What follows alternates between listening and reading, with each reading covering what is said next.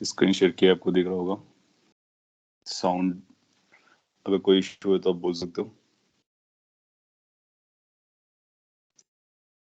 So we are going to proceed further. It's like modern physics जो आप पढ़ रहे थे। जितना भी अभी तक बताया उस पर कोई अगर डाउट कंसर्न आ रहा हो तो आपको जरूर पूछना होगा। क्या क्या कवर किया मैं आपको भी शॉर्ट में समराइज करता हूँ। We have covered in this की लाइक फोटोन थ्योरी क्या होती है, फोटोन क्या होते हैं उससे related theory. Then we talked about photo electric effect. हो सकता है आप रिवाइज कर रहे हो या फिर सही से लर्न कर रहे हो, आपको कुछ इश्यूज आ रहे हो कॉन्सेप्चुअली तो आप पूछ सकते हो। फोटो इलेक्ट्रिक इफेक्ट के बारे में आपको डी ब्रॉग इसके बाद बताया गया था डी ब्रॉगली के बारे में। और ये डी ब्रॉगली वेवलेंथ काफी इंपॉर्टेंट है, मैटर वेव को लेकर के बात करता है। इसके बाद हम लोग एटॉमिक फिजिक्स के बारे में बात कर रहे थे। एटॉमिक फिजिक्स में बेसिकली एटॉमिक स्ट्रक्चर के बारे में। रदरफोर्ड का मॉडल आपके लिए इंपॉर्टेंट है। और ये जो बोर मॉडल है वो इंपॉर्टेंट है। प्रोबेबली हम लोग बोर मॉडल के बारे में बात कर रहे थे। So this is what we have gone through so far. इसमें से कोई भी एस्पेक्ट आपको भारी पड़ रहा हो तो आप बोल सकते हो। समझ में आ रहा होगा तो बहुत अच्छी बात है। हम लोग कैरी फॉरवर्ड करते हैं बोर मॉडल को और इसको कंप्लीट कर देते हैं।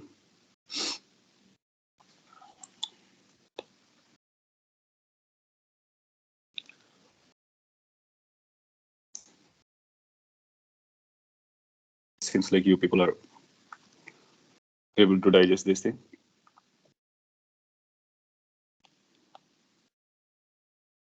और वैसे भी आपने केमिस्ट्री में पढ़ रखा है तो काफी कुछ सिमिलर है, इनफैक्ट सेम है।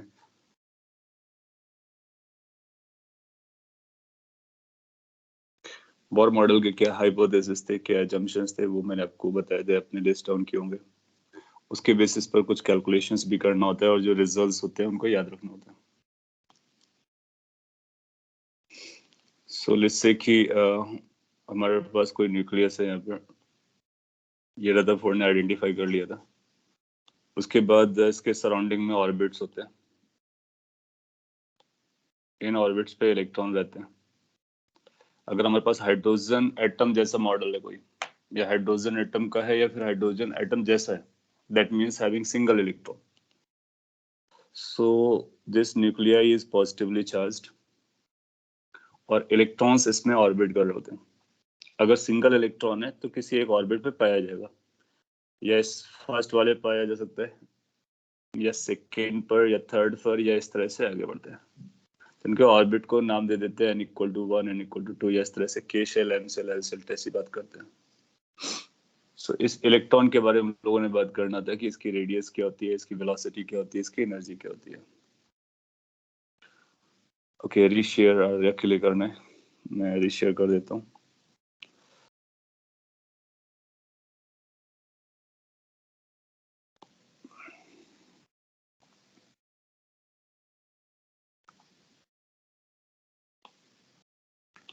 सो अगर आप कोई भी ऑर्बिट कैच करने वाले, कोई भी ऑर्बिट कैच, की रेडियस कैसे होती है, उसकी वेलोसिटी, उस ऑर्बिट पे वेलोसिटी क्या होती है, उन सब के बारे में फॉर्मुलेशन होता है। सो वो फॉर्मुलेशन के स्टेप्स आपको पता होना चाहिए, क्योंकि कई बार वो हाइपोथेटिकल सिचुएशन बनाएगा, या तो पोटेंशियल एनर्जी हाइपोथेटिकल देगा या एंगुलर मोमेंटम हाइपोथेटिकल देगा। कोई भी कंडीशन आपको हाइपोथेटिकल देने वाला है, जो कि मोस्ट लाइकली करेगा अगर टफ करेगा पेपर तो। सो अपने को क्या करना है कि अगर आपका इलेक्ट्रॉन यहाँ पर ऑर्बिट कर रहा है तो वो किसी स्पीड से जा रहा होगा, थोड़ी सी मैकेनिक्स है, सिंपल मैकेनिक्स है, you can use at that moment, और उसी मोमेंट उसके आंसर निकालने का। उसकी रेडियस ये दी गई है। एक तो आप फोर्स को बैलेंस करा दोगे, क्योंकि सर्कल पे चलेगा तो सेंट्रीपिटल का रिक्वायरमेंट आता है। सो सेंट्रीपिटल फोर्स जो कि इलेक्ट्रोस्टैटिक से आ रहा है, इसकी वैल्यू mv²/r होगी। तो mv²/r में कोई हाइपोथेटिकल नहीं जा पाएगा, क्योंकि वो तो अपने को पता है रिक्वायरमेंट है। अब पहला चेंज क्या कर सकता है, पहला चेंज ये कर सकता है कि आपको बोले कि कूलॉम्स लॉ जो है ना वो वैलिड नहीं है, एक नया लॉ वैलिड है, उसके अकॉर्डिंग इतना फोर्स लगता है। तो बताइए हमारे नए रिजल्ट्स क्या होंगे। सो इस फोर्स का नाम बदल देगा, उसका एक्सप्रेशन बदल देगा। सो जो भी नया एक्सप्रेशन देगा उसको यहाँ से रख करके इस इक्वेशन के बराबर, इसके बराबर करके आप सॉल्व करना स्टार्ट कर दोगे। और भी जो चेंजेस होंगे, मास को बदल सकता है, किसके इलेक्ट्रॉन के बोलेगा कि एक हैवी पार्टिकल जा रहा था जो इलेक्ट्रॉन का मास नहीं था, तो उसको भी आप चेक कर सकते हो। पॉइंट इज कि पहला इक्वेशन ये लिखना, और यहाँ पर ये जो भी फोर्स गिवन होगा वो लिखेंगे। अगर गिवन नहीं है तो हम बोलेंगे कि सिंस हमको पता होता है ये फोर्स कूलॉम्स के according, and that goes like K Q upon R square. So this is a standard Coulomb's law. So using these two, आपके पास एक रिलेशन आ जाएगा। अगर आप K की वैल्यू भी रख दोगे तो ये बनेगा ZE square upon 4 pi epsilon naught R square. This is equal to mv square by R. I'm writing this thing again. We have done all these things. इसलिए लिख रहा है कि अगर आपको डेरिवेशन करना पड़े एग्जाम में, जो कि चांसेस है, इवन मेंस लेवल पर भी वो चांसेस क्रिएट कर सकता है, तो अपने को इमीडिएटली लिखना होगा। So you need to have a practice on that. इस इक्वेशन को चाहो तो थोड़ा सा और भी नॉर्मलाइज करके लिख सकते हो, लाइक कि एक आर कैंसिल कर लो तो ये बन जा रहा है कुछ mv square r, this is going to be equal to, this entire thing is settled, so that is ze square divided by 4 pi epsilon naught. इसको आप वन नाम दे दो। So one equation you need to create from the force balance. ना second equation कहाँ से आएगा? Second equation के लिए अपने को फिर देखना पड़ेगा कि अगर बॉल का मॉडल वैलिड है, जो कि नॉर्मली है, तो उसके लिए हम लोग एंगुलर मोमेंटम यूज करेंगे। तो आप बोलोगे since angular momentum with respect to the centre और nucleus of this electron is going to be mass of the electron, velocity of the electron, distance of the electron. और Bohr ने बोला कि इसकी जो वैल्यू होती है वो NH/2 होती है। सो ये सेकेंड इक्वेशन हो गया। एक बार कुछ ऐसा बोला कि एन स्क्वायर पे डिपेंड करता है, तो बताइए हमारे रूल्स कैसे होंगे, हमारी रेडियस कैसे डिपेंड करेगी एन पर? जनरली वो उसका फोकस एन पर होगा क्योंकि एन इंटीजर होता है। सो रूल अकॉर्डिंगली अपने को चेंज करना है। Anyway, so using these two equations हमने आर पता किया था। आर की वैल्यू कुछ R naught times n square. तो अपने को ये देखना कि एन और जेड पर ये कैसे डिपेंड करता है, वो अपने लिए काफी इंपॉर्टेंट होगा। और जेड आता था, तो जेड और एन पर कुछ इसका ये डिपेंडेंस था, और जहाँ पर हमने आर नॉट की वैल्यू कैलकुलेट की थी स्टैंडर्ड फॉर्मेट में, इसकी वैल्यू 0.53 एंगस्ट्रॉम के बराबर आई थी। सो एक तो ये रिजल्ट है जो अपने को पता करना है। दूसरा result that we had, v is equal to v naught. v naught is again hydrogen atom की n इक्वल टू 1 के लिए जो वेलोसिटी होती है उसके बारे में बात कर रहे हैं। हाइड्रोजन बोलेंगे तो z1 हो जाएगा, n को 1 बोलेंगे तो बेसिकली r की वैल्यू r नॉट हो जाएगी, v की वैल्यू v नॉट के बराबर हो जाएगी। इस पर भी आपने देखा था, इसकी जो वैल्यू होती है इसमें z और n का रोल आता है। सो जहाँ पर v नॉट की वैल्यू हम लोगों ने कैलकुलेट की थी, ये स्पीड ऑफ लाइट से 137 टाइम्स छोटी होती है, तो ये फैक्टर भी अपने लिए इम्पोर्टेंट है। ये रिजल्ट्स डायरेक्टली आपको याद रखना है और बैकग्राउंड माइंड में ये रखना। अगर कुछ भी चेंज नहीं किया, you can use this. If something is changed, you need to draw them after derivation, you need to use. Okay, so this was this. इसके बाद हम लोगों ने उस इलेक्ट्रॉन के बारे में, एनर्जी के बारे में बात किया था कि वो जो इलेक्ट्रॉन्स है जो ऑर्बिट कर रहे हैं उनकी एनर्जी किस तरह से लिखी जाती है। So it was like energy of electron. उस एनर्जी में एक काइनेटिक एनर्जी था और एक पोटेंशियल एनर्जी था। Kinetic energy is like half mv square, और पोटेंशियल एनर्जी इज लाइक, अगर हम इसको यू बोलते हैं, केवल यू या PE. So this potential energy is like minus k q1 q2 upon r। इन दोनों को हम लोग सिंप्लीफाई कर सकते हैं। आफ्टर सिंप्लीफिकेशन आपने पाया कि ये जो वैल्यू आती है पोटेंशियल एनर्जी की, इसको k की वैल्यू अगर रखोगे तो ये बनेगा minus ZE square divide by 4 pi epsilon naught into r। However, this kinetic energy can be simplified as ZE square. They will have the same dimension, so similar expression. Divide by is a positive, so plus रहेगा 4. It's a half of it, so 8 pi epsilon naught into r. Last class में मैंने आपको ये बताया था how it came, और आप वो last class के slide से देख सकते हो. Then we had a total energy.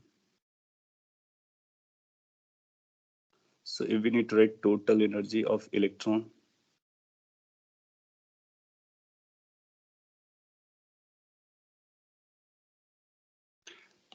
so you can add these two together, so you'll find total energy. Let's say total energy is E. E is going to be basically, this is 1 by 8, this is minus 1 by 4, so minus 1 by 8 you are going to get. So it's going to be like minus ZE square divided by 8 times pi epsilon naught into R. Till this point we had in the last lecture, as far as I remember. You can see your notes. इसके बाद अगर अपने को R पता है, orbit के बारे में पता है, तो हम फील्ड इसकी एनर्जी के बारे में बता सकते हैं. बाकी सारे नंबर कांस्टेंट हैं. इसका मतलब ये एक्सप्रेशन अपने आप में बोल रहा है कि orbit decides how much the energy electron carries, how much energy electron carries.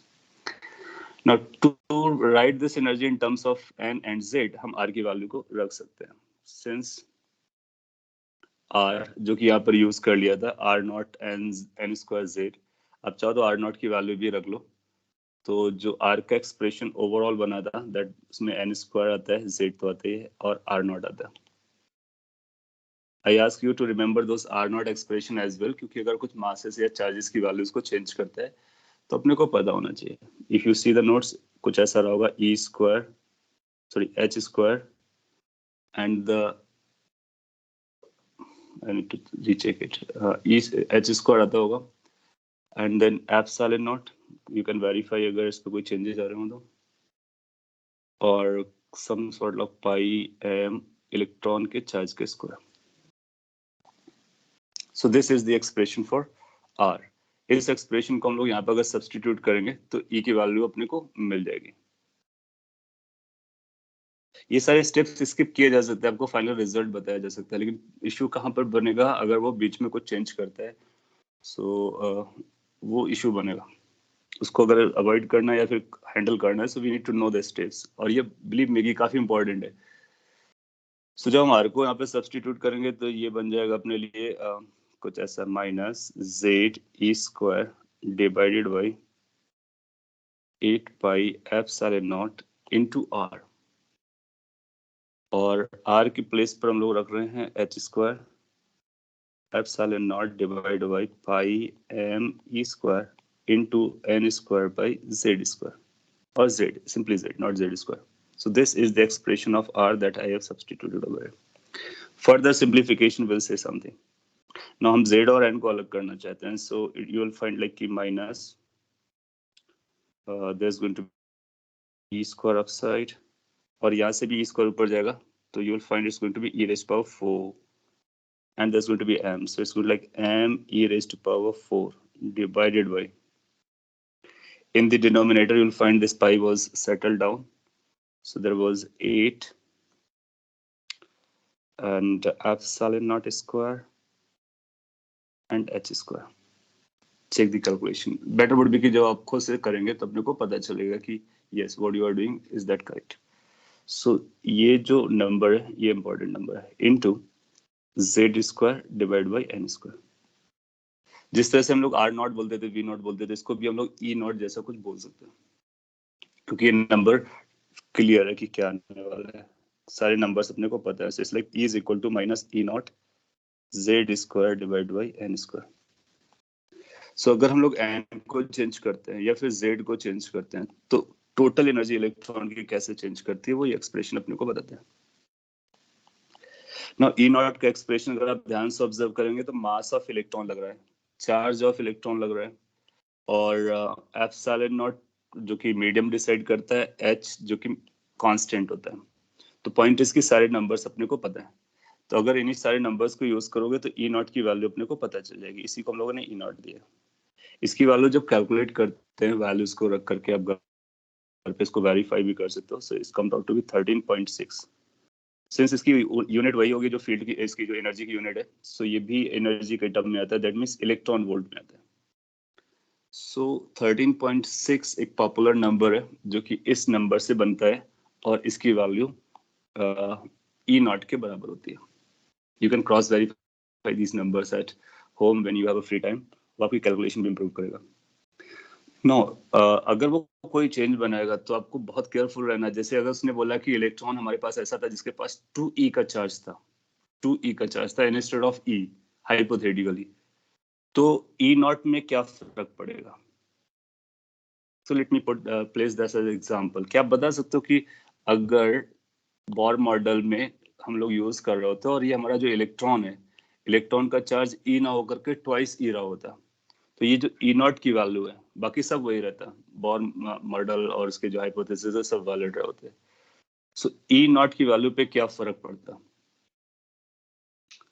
सो हाँ, अगर आप केयरफुल नहीं रहेंगे तो यहाँ पर मिस्टेक होगा, इसलिए मैं आपसे पूछ रहा हूँ कि कितने टाइम्स चेंज हो जाएगा।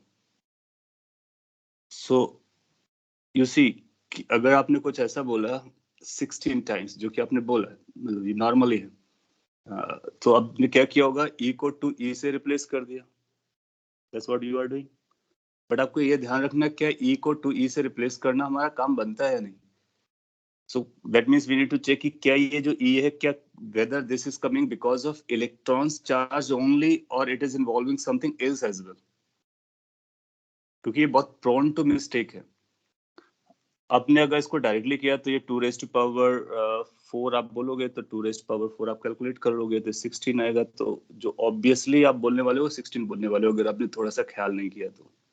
बट यू विल सी क्या ये 16 होने वाला है। चेक करते हैं। अब देखो ई में कहाँ से ई स्टार्ट हुआ था, check in the background. Coulombic force में आया था। एक ई आया था प्रोटॉन के चार्ज से और एक आया था इलेक्ट्रॉन के चार्ज से, and both are mix together. इसने बोला है कि इलेक्ट्रॉन के पास 2e चार्ज है, इसने ये तो नहीं बोला कि प्रोटॉन के पास 2e चार्ज है। तो इसका मतलब हुआ कि अपने को पूरे ई को रिप्लेस नहीं कर देना है, और आपको आप देखोगे उसको पहला ऑप्शन 16 टाइम्स होगा, so you will be trapped. तो आपको देखना कि प्रोटॉन के साथ क्या कोई चेंज हुआ, नहीं। इसका मतलब ये जो ई गया है, this is going to be e, whereas this e will become twice e. Then after where else you have written that, एक तो ये आपने यहाँ पे लिखा था, इसके अलावा कहीं और पे कहीं लिखा है क्या? आपने इसके अलावा कहीं और नहीं लिखा हुआ है। सो आप इसको कैरी करो और चेक करो कि कहाँ पर ये आगे बढ़ा था। सो वो आपको केयरफुली से उसको यूज करना है, otherwise going to be like mixed up. So यहाँ पर भी आपने जब पोटेंशियल एनर्जी लिखा था तो एक ई प्रोटॉन का था और एक ई इलेक्ट्रॉन का था। तो बेसिकली जो ई रेस्ट पावर 4 है, उसमें E square is from electron, E square is from proton. Got to know. तो अगर डायरेक्टली आपने 16 बोला so that will be wrong. So हम लोग बोलेंगे कि इसमें E square is electron, E square is of proton. अब अपने इलेक्ट्रॉन का डबल किया है, ठीक है, 4 टाइम्स हो जाएगा, ऐसा हम क्लेम कर सकते हैं। So this is why I'm telling you कि आपके लिए ये steps बहुत important है, you need to realize कि from where what has been written. Otherwise वो आपको कई जगह बहुत easily trap कर देगा, क्योंकि जनरली टेंडेंसी क्या होती है हमको आंसर याद रखने की, और वहीं पर प्रॉब्लम बनता है। Maybe it was just to tell you कि वो हमारे लिए important है। So ये अपने लिए फॉर्मूला बन जाता है। कई बार लोग इसको और भी डिफरेंट टर्म में लिख लेते हैं।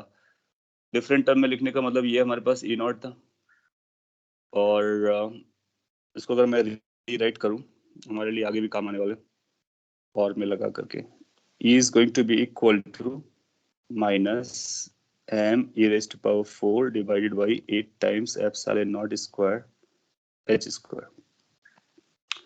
और लेट्स से कि अब इसको hc जैसा कुछ अलग कर देते हैं, और z square upon n square.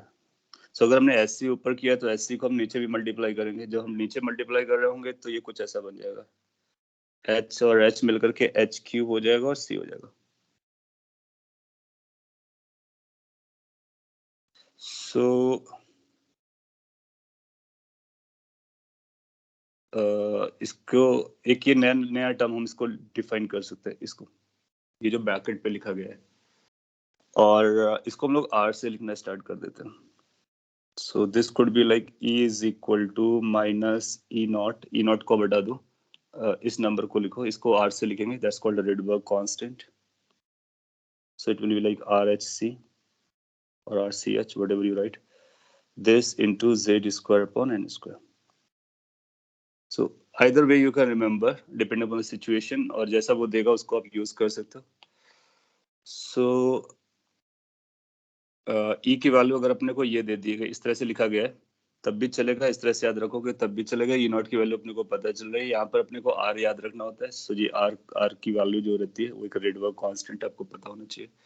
इसकी वैल्यू 1 पॉइंट समथिंग आती है, ऑलमोस्ट 1 होती है, लेकिन टू बी प्रिसाइज हम लोग इतना लिखते हैं 1.097 10⁻⁷ per meter, and that's called a Rydberg constant.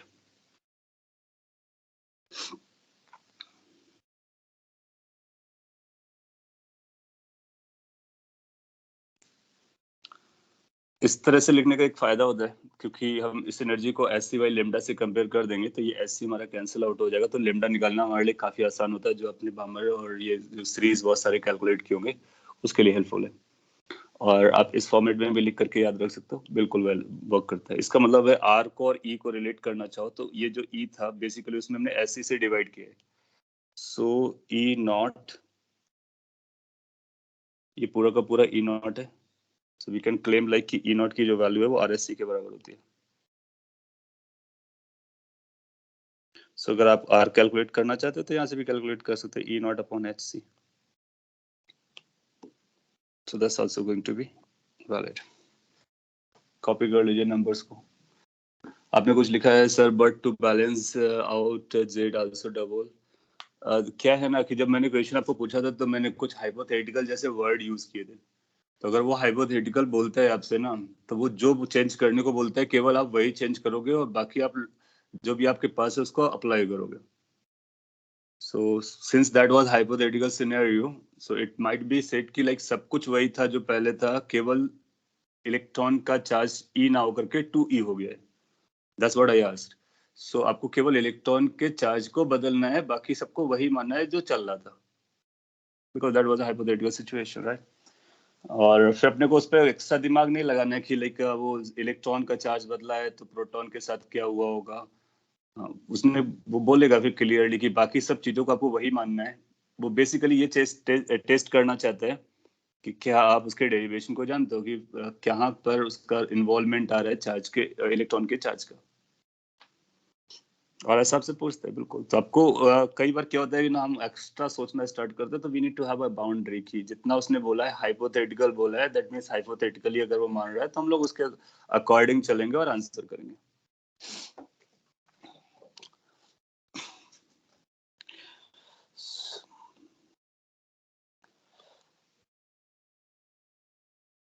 Copy कर लिया होगा ये सारे पॉइंट्स. हम लोग अब आगे बढ़ते हैं. सबको क्या पता चल गया? नेक्स्ट स्लाइड में मैं इसको समराइज कर देता हूँ. अपने को ये जो पता चला कि अगर कोई अपने पास न्यूक्लियस है और उसके ऑर्बिट्स अगर हम लोग देखते हैं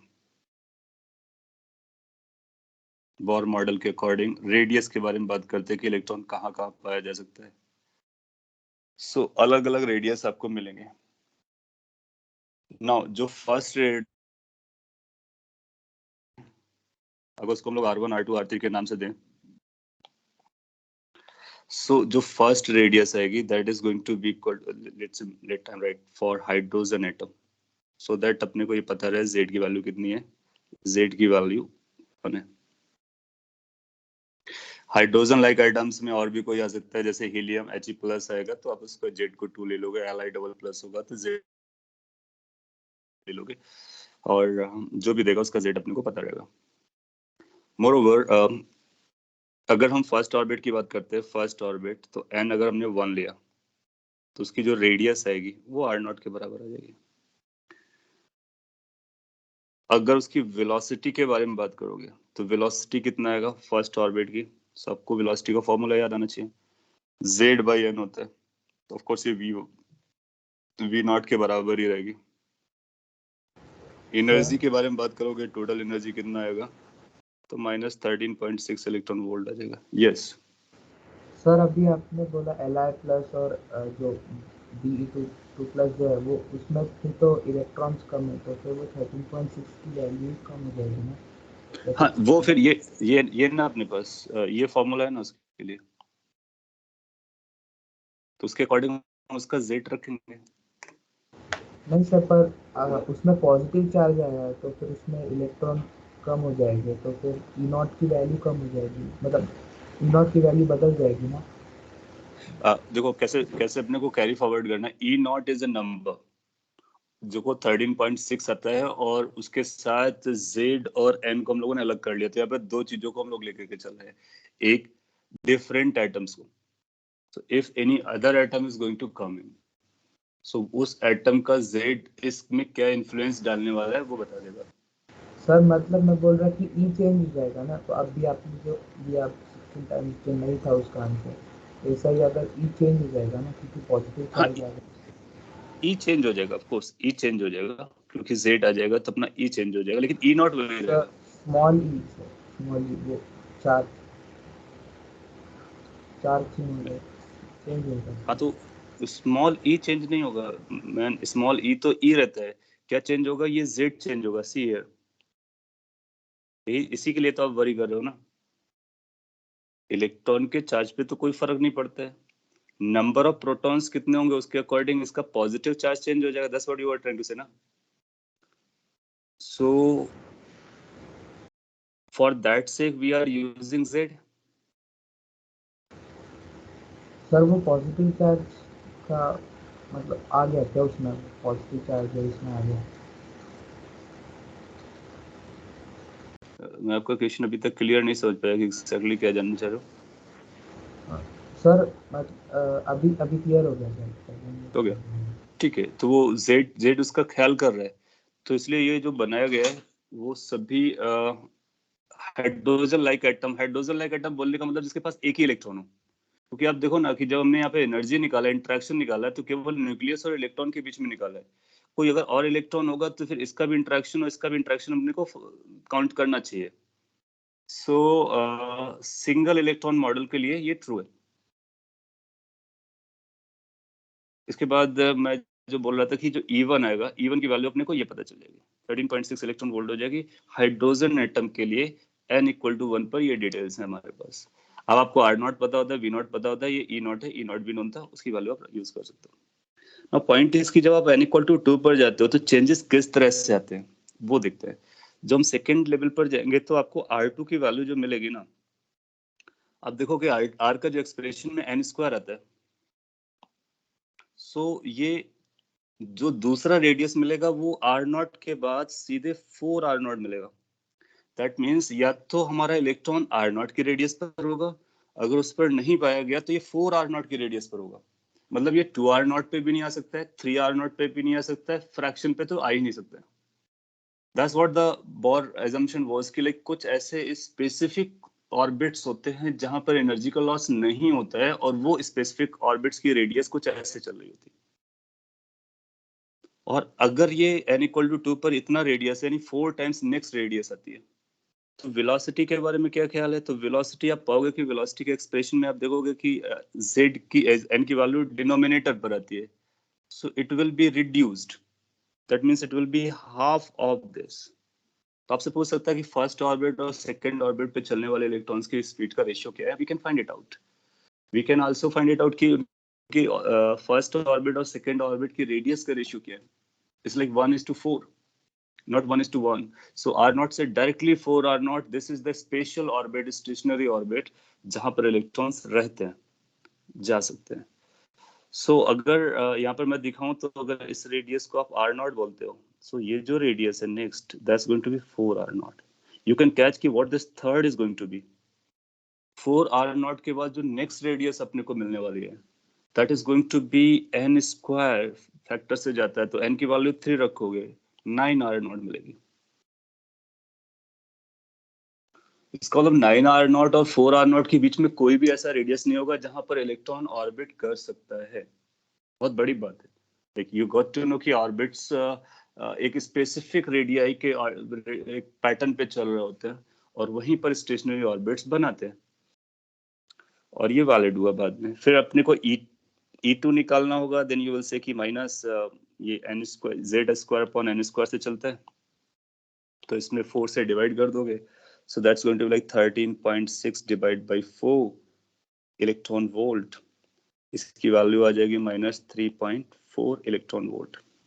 एक बार चेक कर लेते हैं, 3 पर जाएगा, 4 पे जाएगा, यस, -3.4 इलेक्ट्रॉन वोल्ट आ जाएगा सेकेंड ऑर्बिट के लिए। इसी तरह से हम लोग n=3 को चेक कर सकते हैं, 4 को चेक कर सकते हैं, 5 को चेक कर सकते हैं, अप टू इनफाइनाइट चेक कर सकते हैं। That means we got to know about all the orbits which are feasible.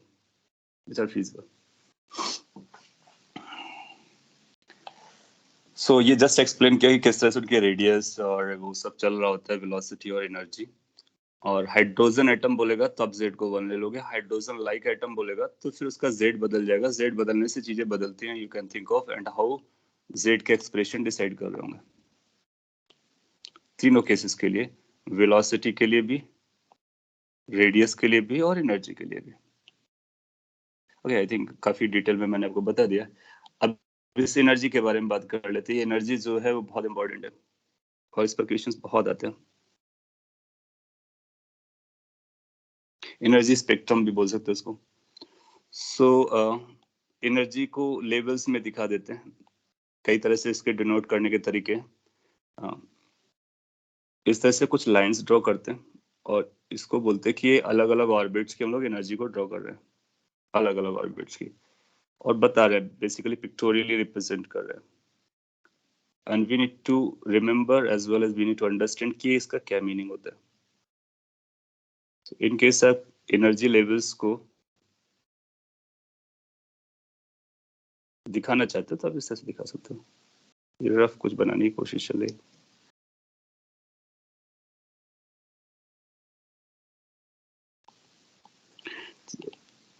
Energy levels heading डाल देते हैं।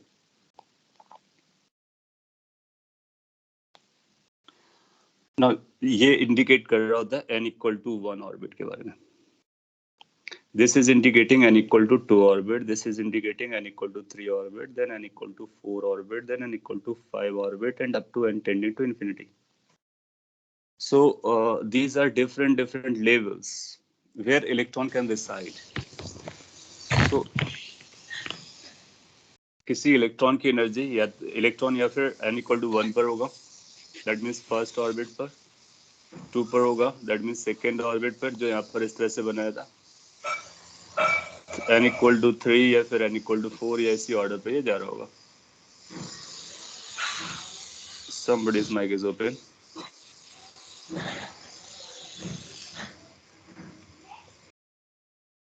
Anyway, आप यहाँ पे फोकस कर सकते हो। सो हम लोग पहले हाइड्रोजन के बारे में बना लेते हैं, या फिर हम सबके लिए एक जनरल लिख सकते हैं। सो एनर्जी है, सिंस ये एनर्जी लेवल से, एनर्जी में आप देखते हो कि जेड स्क्वायर का फैक्टर आता है। सो आप अगर चेक करोगे तो ये जो एनर्जी आती है, that energy is -13.6 Z square in electron volt, no matter what it is. Hydrogen होगा तो जेड को हम 1 रख देंगे, लिथियम होगा तो उसी के अकॉर्डिंग Z3, या फिर हीलियम होगा तो Z=2 और मल्टीप्लाई कर देंगे। नेक्स्ट n=2 के लिए हम लोगों ने निकाला था, कितना आया था, -3.4। तो इस एनर्जी का वैल्यू होता है -3.4 Z² electron volt. Further next पे जाओगे तो आपको दिस नंबर E0/9 करना पड़ेगा, क्योंकि m स्क्वायर से डिवाइड करते हो, 3 है तो 9 से डिवाइड करना पड़ेगा। इसको जब आप 9 से डिवाइड करोगे तो ये कुछ रफली ऐसा बनेगा, -1.5 Z² electron volt. Electron volt is a unit. Similarly अगर आप आगे जाना चाहते हो तो आप इसको 16 से डिवाइड कर दो, 16 से डिवाइड करोगे तो फिर एक नया नंबर बन जाएगा, -0.54 टाइप। इसको चेक करना पड़ेगा एक बार, इसको 16 से डिवाइड करोगे तो अपने को पता चल जाएगा। सो आप ये नंबर्स लिख करके याद रख सकते हो 5, 6, 7 लेवल तक, और ये नंबर्स अपने को याद रखना चाहिए ताकि हमारे लिए काफी इंपॉर्टेंट होते हैं। कैलकुलेशन आप पहले से करके रखोगे, प्रैक्टिस रहेगी तो एग्जाम में आप बहुत जल्दी आंसर दोगे, विद इन सेकेंड्स आंसर दोगे और निकल जाओगे। सो इसको अगर आप 16 से डिवाइड करो, जो भी नंबर आएगा उसको यहाँ लिखना है, फिर नेक्स्ट टाइम इसको 25 से डिवाइड करोगे तो जो नंबर आएगा उसको यहाँ लिखना है, फिर इसी तरह से डिवाइड करते हुए आगे चले जाएंगे। So these are called energy levels. जहां पर ये n=1 है, दैट्स कॉल्ड ग्राउंड स्टेट। यहाँ पे मैं लिखता हूँ,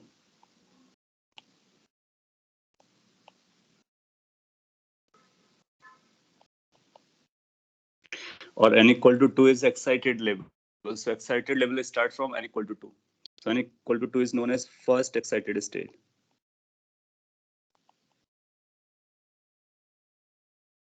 N equal to 3 is known as second excited state.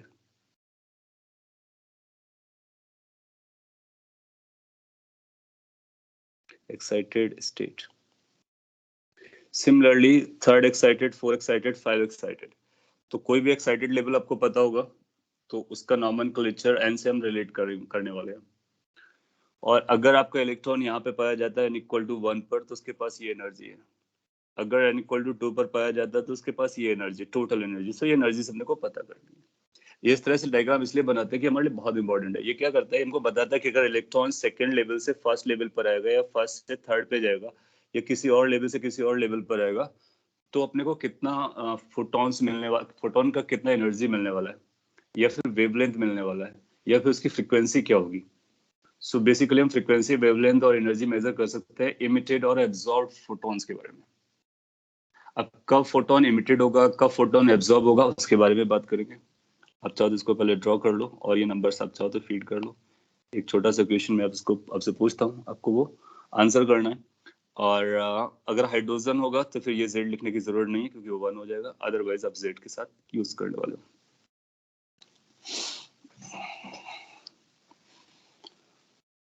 आपने केमिस्ट्री में भी कुछ सिमिलर तरह का याद किया होगा और अगर एक बार आप इनको याद रखते हो तो लाइफ बहुत आसान रहती है। इससे पहले कि मैं आपसे क्वेश्चन पूछूं, कुछ पॉइंट यहाँ पे मेंशन कर देता हूँ, वो आपके लिए हेल्पफुल होगा। जैसे हम ऊपर जाते हैं वो हायर एनर्जी लेवल कहलाता है। ऊपर जाने पे एनर्जी बढ़ रही है क्योंकि आप देखो ये जीरो की तरफ जाए, इनफाइनाइट पे जाओगे तो जीरो हो जाएगा और इसका मतलब ये नेगेटिव एनर्जीज है और ऊपर जाने पे एनर्जी बढ़ती है। सो अगर इलेक्ट्रॉन ऊपर जाना चाहता है, हायर लेवल पे जाना चाहता है तो उसको कहीं ना कहीं से एनर्जी मिलनी चाहिए और उस एनर्जी, वो एनर्जी कहाँ से लेगा इलेक्ट्रॉन? किसी फोटोन को एब्जॉर्ब करके।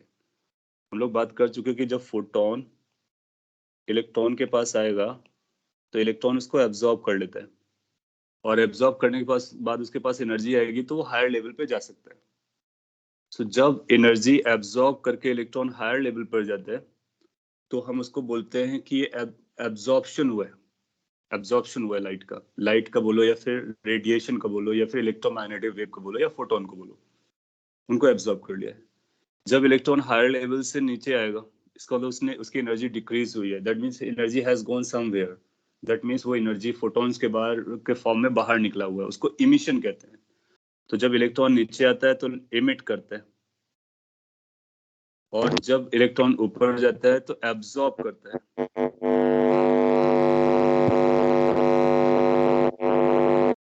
उसके बेसिस पर इसके नाम हम देते हैं एब्जॉर्प्शन एंड इमिशन स्पेक्ट्रम।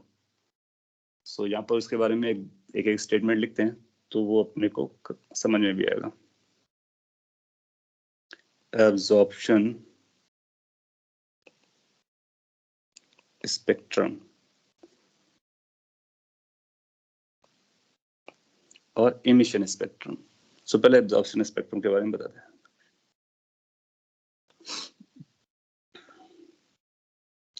और इस तरह के क्वेश्चंस काफी फ्रेम किए जाते हैं फिजिक्स में। आप देखोगे प्रीवियस ईयर्स में, चाहे वो जेईई मेन हो चाहे एडवांस हो, वो आपको कैसा बोलेगा, मैं आपको समझाता हूँ। ऐसा बोलेगा कि आपके पास एक रूम था, उस रूम में हाइड्रोजन एटम्स थे एंड आपने क्या किया, उसको इल्यूमिनेट किया, बहुत सारी वेवलेंथ को इंट्रोड्यूस कराया, लाइट को या फिर रेडिएशंस को।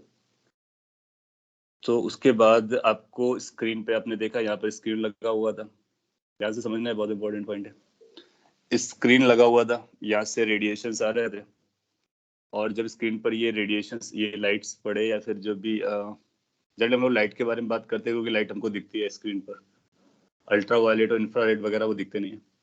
सो अगर ये लाइट रहा होता जिसको हम लोग देख सकते हैं और इसके कई सारे वेवलेंथ्स होंगे आपके पास कलेक्शन, क्योंकि वी नो कि लाइट के पास बहुत सारे वेवलेंथ्स होते हैं। तो फिर जब स्क्रीन पे देखा गया तो स्क्रीन पे क्या हुआ कि आपको कुछ वेवलेंथ गायब मिले। That means certain wavelengths were absent in the screen, जबकि यहाँ पर प्रेजेंट थे, स्क्रीन पर नहीं है। Meaning what? उन वेवलेंथ के फोटॉन्स कहीं चले गए कैन यू रिलेट कि उन वेवलेंथ के फोटॉन्स कहाँ चले गए? कैन वी से कि उन वेवलेंथ के जो फोटॉन्स थे वो हाइड्रोजन एटम में जो इलेक्ट्रॉन था, उस इलेक्ट्रॉन ने उस पर्टिकुलर वेवलेंथ का फोटोन एब्जॉर्ब किया, एब्जॉर्ब करने के बाद वो हायर लेवल पे चला गया. So electron from the atom filled in the chamber has absorbed the particular wavelength. तो ये particular wavelength को ही absorb करता है, सभी को absorb नहीं करेगा. क्यों? अभी हम लोग और समझेंगे डिटेल में. क्योंकि अगर इसको हायर लेवल पे जाना है तो इसको एक पर्टिकुलर एनर्जी का रिक्वायरमेंट है, कोई भी एनर्जी नहीं चलेगी. सो या तो ये फर्स्ट एक्साइटेड लेवल पे जाएगा, या सेकंड पे जाएगा, या थर्ड पे जाएगा, या फोर्थ पे जाएगा, कहीं ना कहीं जाएगा. उसके करस्पॉन्डिंग कितना वेवलेंथ आने वाला है, उस वेवलेंथ को ये एब्जॉर्ब करेगा. तो वो वेवलेंथ अपने को स्क्रीन पर नहीं मिलेगी. तो स्क्रीन पर उस वेवलेंथ के करस्पॉन्डिंग आपको डार्क लाइंस मिलेंगी, डार्क लाइंस. तो जब हम एब्जॉर्प्शन स्पेक्ट्रम देखते हैं तो एब्जॉर्प्शन स्पेक्ट्रम में हम लोग डार्क लाइंस को पढ़ते हैं. That means these dark lines are corresponding to those absent photons which has been absorbed by the electron in order to excite themselves. So this language you need to feel and connect. Idea वही है कि हम यहाँ से energy level निकालेंगे, उस energy को incident energy से बराबर करेंगे, वेवलेंथ आएगा, वेवलेंथ को हम बता देंगे. तो इसका मीनिंग क्या चल रहा होगा वो आपको यहाँ पे समझना है. अगर आपको ये मीनिंग समझता है तो मैं इसको लैंग्वेज फॉर्म में लिख देता हूँ. जिसको बोलते हैं एब्जॉर्प्शन स्पेक्ट्रम. सो एब्जॉर्प्शन स्पेक्ट्रम में आपको कुछ डार्क लाइंस दिखने वाली हैं. Dark lines means absent photons absorb हो जाते हैं. तो एब्जॉर्प्शन स्पेक्ट्रम, सो शॉर्ट में मैं लिखता हूँ, in this dark lines corresponding to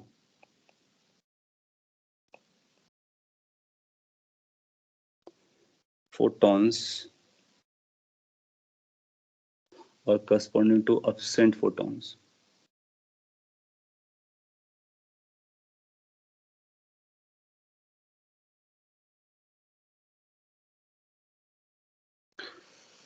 So in this dark lines corresponding to absent photons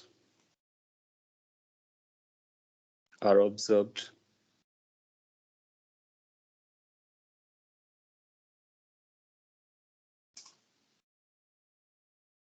which have been absorbed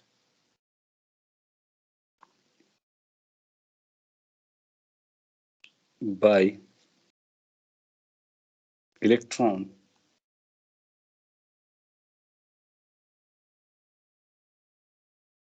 in order to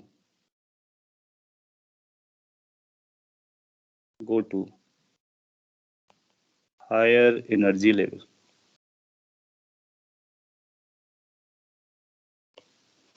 So this is called absorption spectrum. Now अगर electron हमारा ground state पर होगा तो maybe first excited, second excited, higher excited level पे चला जाएगा.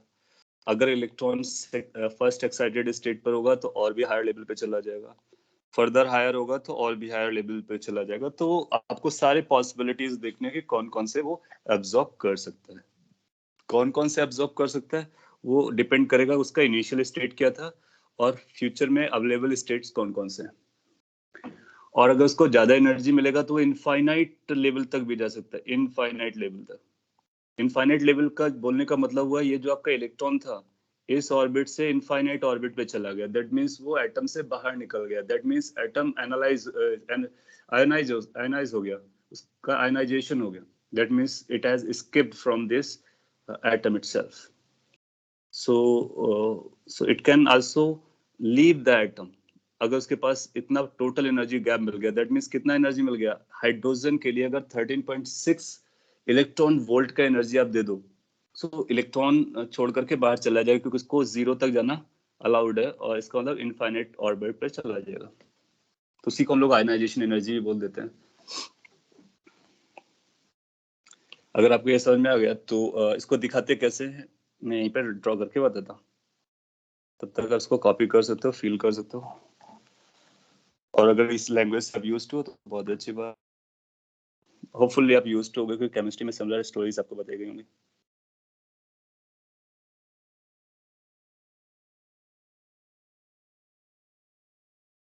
So let's say कुछ ऐसे अपने को एनर्जी लेवल्स दिखाए गए, ये आप दिखा सकते हो. लाइन से ड्रॉ करके,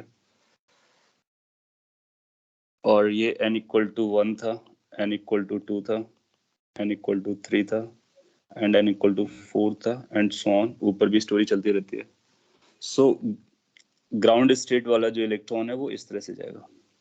सो एक तो ये आपको स्पेक्ट्रल लाइन मिलेगी जो कि डार्क होगी, या फिर आपको ये मिल सकती है, या फिर आपको ये मिल सकती है, या फिर आपको ये मिल सकती है, और you may get this one. So all feasible lines you can get. एक और ड्रॉ कर देते हैं। सो एक तो ये आपको मिल जाएगी, and then you can get this much, and then you can get this much. आगे भी होंगे तो और आगे भी मिलने वाले हैं, केवल यहाँ तक मैंने दिखाया। सो इलेक्ट्रॉन्स इन लाइंस के थ्रू ऊपर जा सकते हैं, और सभी के करस्पॉन्डिंग अपना एनर्जी का डिफरेंस होगा, सभी के करस्पॉन्डिंग वेवलेंथ भी कैलकुलेट कर सकते हैं, सभी के करस्पॉन्डिंग हम लोग फ्रीक्वेंसी भी कैलकुलेट कर सकते हैं। अगर हाइड्रोजन एटम की हम लोग बात कर रहे हैं, हाइड्रोजन एटम की, सो डू यू नो कि ये एनर्जी गैप कितना है, ये वाला एनर्जी गैप। सो आप इन दोनों को सब्ट्रैक्ट करके एनर्जी गैप को पता कर सकते हो। तो इन दोनों को जब सब्ट्रैक्ट करोगे तो यहाँ पे एनर्जी गैप आपको 10.2 इलेक्ट्रॉन वोल्ट मिलेगा। बहुत इंपॉर्टेंट नंबर है। इसका मतलब अगर आपका इलेक्ट्रॉन ग्राउंड स्टेट पर है, उसको 10.2 इलेक्ट्रॉन वोल्ट की एनर्जी देते हो,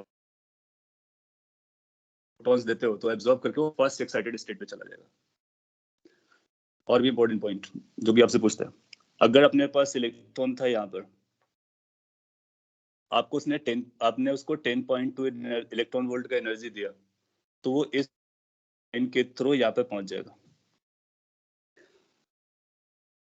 अगर आपने उसको 10.2 इलेक्ट्रॉन वोल्ट से कम एनर्जी का फोटोन दिया, ध्यान से समझना, कम एनर्जी का फोटोन दिया, तो ये इलेक्ट्रॉन क्या करेगा, क्या बता सकते हो? क्योंकि आप पढ़ चुके हो तो शायद वहां से आपको कुछ आइडिया हो। सपोज कर लीजिए कि आपके पास एक इलेक्ट्रॉन था ग्राउंड स्टेट पर, हाइड्रोजन एटम का, आपने उसको फोटोन दिया जिसकी एनर्जी 10.2 इलेक्ट्रॉन वोल्ट से कम है। तो ऑप्शन, ये क्वेश्चन आ भी चुका है, वो आपसे पूछेगा ऑप्शंस में कि फोटोन को इलेक्ट्रॉन एब्जॉर्ब कर लेगा और अपनी एनर्जी बढ़ा लेगा, हायर लेवल पे चला जाएगा, फोटोन को एब्जॉर्ब भी नहीं करेगा, और भी कई सारे ऑप्शंस बना सकता है। So what do you think कि अगर आपने फोटॉन्स 10.2 इलेक्ट्रॉन वोल्ट की एनर्जी से कम कर दिया है और ये ग्राउंड स्टेट पर ही है, so what it's going to do? Yes, तो आप बोलोगे वो उसको एब्जॉर्ब ही नहीं करेगा, क्योंकि ये इलेक्ट्रॉन केवल उन्हीं फोटॉन्स को एब्जॉर्ब करेगा जो उसको हायर लेवल पे ले जा सके। ऐसा इसलिए क्योंकि अगर इसने इसको एब्जॉर्ब कर लिया तो इसकी एनर्जी 13.6 नहीं रहेगी। 13.6 नहीं रहेगी तो ये कहीं नहीं जा सकता है, बिकॉज इसको रहने के लिए यही एनर्जी चाहिए। सो पॉइंट इज कि these electrons are very specific. अगर उनको जो रिक्वायर्ड एनर्जी है मिलता है तभी वो एब्जॉर्ब करेंगे, otherwise they want. Good. Similarly अगर आपने ये एनर्जी गैप निकाला तो यहाँ का इलेक्ट्रॉन उसी एनर्जी गैप को यूज करेगा। हाँ, ग्राउंड स्टेट का इलेक्ट्रॉन इन दोनों को कंबाइंड यूज कर सकता है, सो दैट वो डायरेक्टली यहाँ पे चला जाए। बिल्कुल जा सकता है, डायरेक्टली ऊपर भी जा सकता है। सो electrons will be absorbing those photons which are of very specific energy or wavelength. इस एनर्जी गैप को अगर आप पता करना चाहो तो we can find it out कि how much that is going to be. Is it going to be like 1.9? Yes, some sort of 1.9 electron volt. So अगर आपने दोनों को मिला करके दिया तो ले लेगा, बीच का पोर्शन नहीं लेता है, अच्छी बात है। तो ये एब्जॉर्प्शन स्पेक्ट्रम आपका हो गया। क्वेश्चंस इस पे आते हैं फिजिक्स में, अच्छे आते हैं और भी चलेगा। 10.2 कैसे आया, मैंने कुछ शॉर्ट में निकाल दिया होगा। अब देखो इन दोनों को सब्ट्रैक्ट करो। सो ये हायर एनर्जी है, higher energy minus lower energy, so it's like -3.4 minus of -13.6। तो इसको जब आप सब्ट्रैक्ट करोगे तो ये 10.2 आ जाएगा। सो फर्स्ट और n=1 और n=2 के बीच का एनर्जी डिफरेंस जो होता है वो 10.2 इलेक्ट्रॉन वोल्ट होता है। सिमिलरली ये जो एनर्जी डिफरेंस है, यहाँ पे जो मैंने लिखा हुआ एनर्जी डिफरेंस लिखा हुआ है कि लेवल्स में एनर्जी का डिफरेंस क्या है। ये जो एनर्जी है आपका वो E1 एनर्जी है, ये आपका E2 एनर्जी है, ये E3 एनर्जी है। इस तरह से एनर्जी चल रहा है, E1 E2 E3। समझ में आ गया होगा। और ये जो गैप है तो हम यहाँ पे लिख देते हैं कि E2 माइनस E1 की जो वैल्यू है that is 10.2 electron volt. Similarly E3 minus E2 का जो वैल्यू है 1.9 इलेक्ट्रॉन वोल्ट। आप चाहो तो E3 और E1 का टोटल निकाल लो तो पता चल जाएगा कि कितना अपने को चाहिए। So that's absorption spectrum. Copy it carefully. Take your time. और डार्क लाइन क्यों आते हैं वो भी आपको रियलाइज करना है। स्पेसिफिक फोटॉन्स को चूज करेगा वो भी आपको समझना है, और कितना एनर्जीज का वो रहेगा वो आप यहाँ से पता कर सकते हो।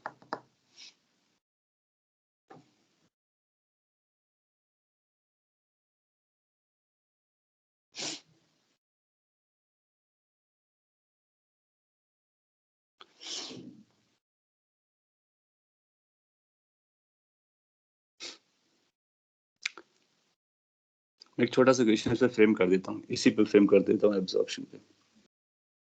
देखते हैं कि आप क्या बोलने वाले हैं। Find number of spectral lines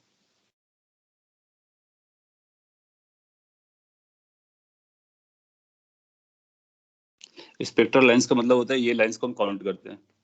जैसे कि अगर यहाँ से यहाँ तक जा पा रहा है तो जितने भी इलेक्ट्रॉन्स यहाँ तक जाएंगे वो सब एक ही वेवलेंथ को या फिर एक ही फ्रीक्वेंसी को रिलीज कर रहे होंगे। वाई? बिकॉज उनका एनर्जी गैप सेम है।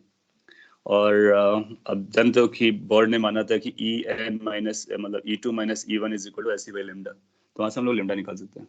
सो पॉइंट इज हर एक लेमडा के करस्पॉन्डिंग एक लाइन होती है, और या फिर हर एक एनर्जी डिफरेंस के करस्पॉन्डिंग एक लाइन होती है। तो अपने को ये पता करना number of spectral lines that will be dark if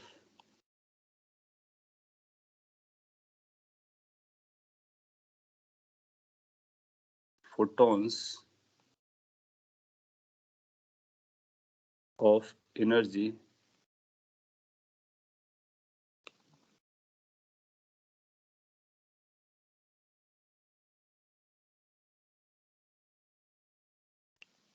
(12 electron volt or less) are incident on a chamber containing hydrogen atom। सो आपके पास एक चैम्बर है, उस चैम्बर में हाइड्रोजन एटम है, और उस पर आपने फोटॉन्स को इंसिडेंट कराया है। फोटॉन्स के पास जो एनर्जी है वो 12 इलेक्ट्रॉन वोल्ट या उससे छोटी है, कम है। अपने को देखना है कि स्पेक्ट्रल जो बनेगा या स्पेक्ट्रम जो बनने वाला है उसमें जो स्पेक्ट्रल लाइंस आने वाली है उनमें से कितनी स्पेक्ट्रल लाइंस अपने को डार्क मिलने वाली हैं। ऑप्शन होगा 0, 1, 2, 3, इनफाइनाइट, और इस तरह का कोई भी नंबर आपसे एक्सपेक्ट किया जा सकता है। सर वो ग्राउंड स्टेट से है क्या? हाँ, ये पॉइंट मेंशन मिस हो गया। ये भी गिवन है, वो बताना बहुत जरूरी है। Given that electrons are at ground state only, वो ग्राउंड स्टेट पर ही है, कोई एक्साइटेड लेवल पर नहीं है, सारे ग्राउंड स्टेट पर है। So we need to consider all the electrons to be in the ground state. वो बताएगा कि कहाँ पर अपने को कंसीडर करना। एक आंसर दो आ रहा है, एक आंसर एक आ रहा है।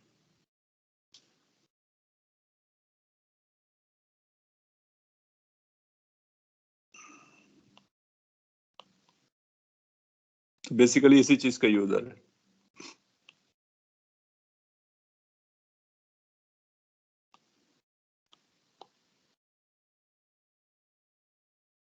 हाइड्रोजन एटम है, so इसका मतलब एनर्जी वही है जो हम लोग जानते हैं।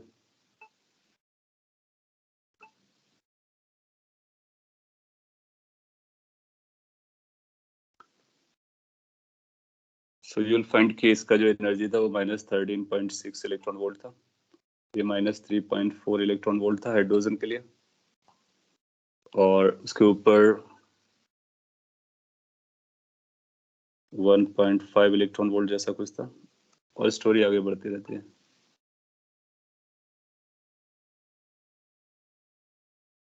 सो आप पाओगे कि ये जो एनर्जी गैप था, we talked about this energy gap is 10.2 electron volt, और ये एनर्जी गैप 1.9 निकल करके आया था, और इस एनर्जी गैप को भी निकाल सकते हैं उसके ऊपर की जरूरत पड़ती है तो। और अगर आप ये टोटल ऑब्जर्व करोगे, ये एनर्जी गैप कितना है, अभी हम लोग केवल एनर्जी गैप लगा रहे हैं जिसमें दोनों तरफ एरोज है, वो बेसिकली लेंथ के बारे में बात कर रहे हैं या गैप के बारे में बात कर रहे हैं। So this will become your 12.1 electron volt. आप देखो, आपके पास इलेक्ट्रॉन ये था, इसके पास फोटोन एब्जॉर्ब करने का चांस है, तो अपने पास फोटोन है प्लस इलेक्ट्रॉन है, चेक करना है कि क्या इसको एब्जॉर्ब करेगा या नहीं करेगा। सो क्या क्या एब्जॉर्ब कर सकता है, ये 10.2 इलेक्ट्रॉन वोल्ट का एब्जॉर्ब करना चाहेगा पहला, तो यहाँ पर पहुंच जाएगा। इसके बाद आप पाओगे कि जब यहाँ पर पहुंच गया, कुछ इलेक्ट्रॉन्स यहाँ पर पहुंच गए, अब ये इलेक्ट्रॉन्स जो हैं वो 1.9 का एब्जॉर्ब करके आ जा सकते हैं, तो 1.9 भी अपने पास अवेलेबल है, तो 1.9 का भी इसको लगने वाला है।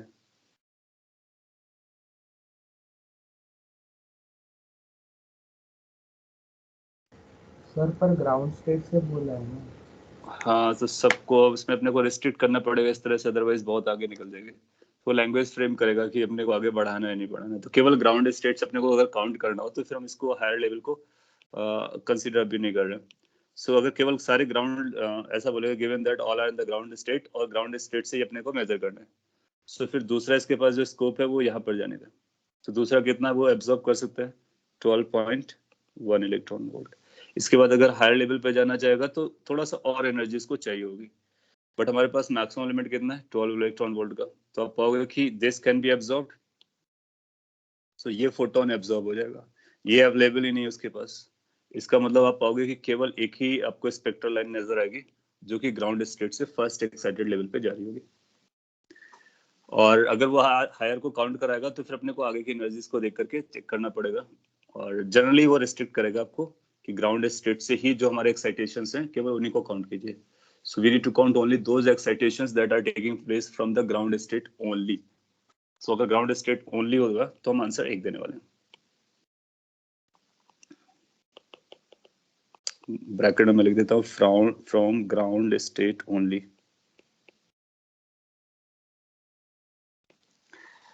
और जनरली आपसे वही पूछेगा जो आप इजिली निकाल सकते हो। सो 3 4 5 लेवल करना चाहेगा, तो इसलिए अपने लिए इंपॉर्टेंट क्या है, इंपॉर्टेंट ये हो कि एनर्जी लेवल्स को अपने को पता रहना चाहिए, अदरवाइज आपको हर बार कैलकुलेट करना पड़ेगा, टाइम टेकिंग होगा, एरर होने के चांसेस रहेंगे। सो this is called your energy spectrum में एब्जॉर्प्शन वाला। एक एमिशन वाला होता है हायर लेवल से, इसलिए एब्जॉर्प्शन कम पूछ करके एमिशन ज्यादा पूछता है, क्योंकि हमको पता है कि अगर हमको लेवल पता है तो कहाँ तक आ सकते हैं, और नीचे उस ऊपर जाने पर हमारे पास बहुत सारे स्कोप होते हैं इनफाइनाइट तक, तो उसको काउंटिंग थोड़ी सी टफ होती है। तो जब काउंटिंग टफ होती है तो फिर आपको लिमिट कर देगा कि कहाँ से एक्साइटेशन मेजर करने हैं। सो एक नेक्स्ट के बारे में बता देता हूँ आपको, इमिशन स्पेक्ट्रम के बारे में।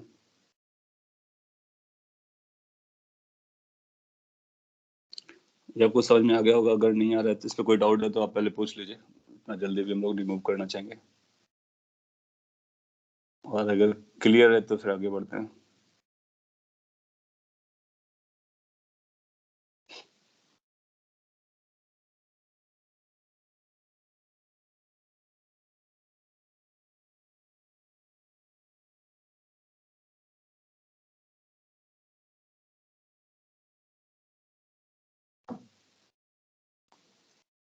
क्लियर होना चाहिए।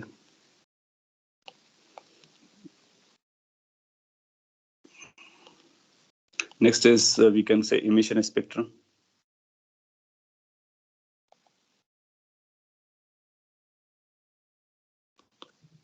इमिशन स्पेक्ट्रम का मतलब लाइट को इमिट किया, यानी फोटोन निकला है। फोटोन निकला है इसका मतलब इलेक्ट्रॉन डी एक्साइटेड हुआ है, उसको डी एक्साइटेशन भी बोलते हैं, इसको आप डी एक्साइटेशन भी बोल सकते हो, मतलब नीचे आया हुआ इलेक्ट्रॉन।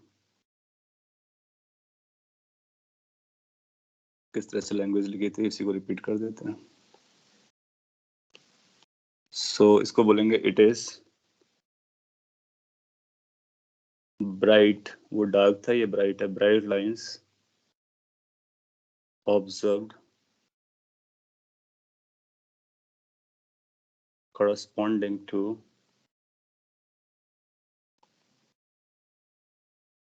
lines और corresponding to ऐसा बोल देते हैं energy difference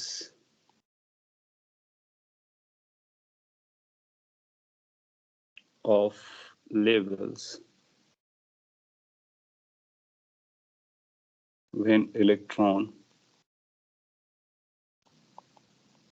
jumps to lower energy level from a higher energy level.